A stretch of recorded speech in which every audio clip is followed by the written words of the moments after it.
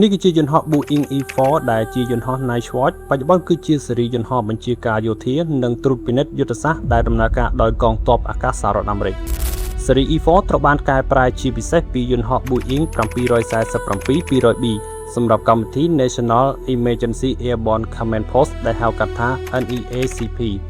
គោលបំណងចម្បងមួយរបស់វាគឺជាការបញ្ជាក៏ដូចជាសង្គ្រោះរដ្ឋាភិបាលក្នុងអំឡុងពេលសង្គ្រាមនុយក្លេអ៊ែរដូច្នេះហើយទើបត្រូវបានគេដាក់រហស្សនាមថាយន្តហោះថ្ងៃវិនាស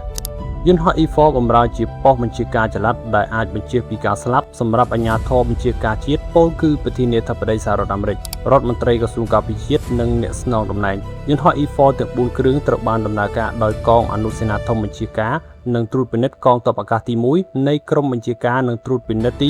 595ដែលមានទីតាំងនៅមូលដ្ឋានទ័ពអាកាស Outfit ជិត Omaha រដ្ឋ Nebraska វាបានបង្កើតឡើងអស់រយៈពេល40ឆ្នាំមកហើយការថែទាំត្រូវចំណាយជាង$160,000សម្រាប់ការហោះហើរក្នុងរយៈពេល1ម៉ោងនិងមានល្បឿនអតិបរមា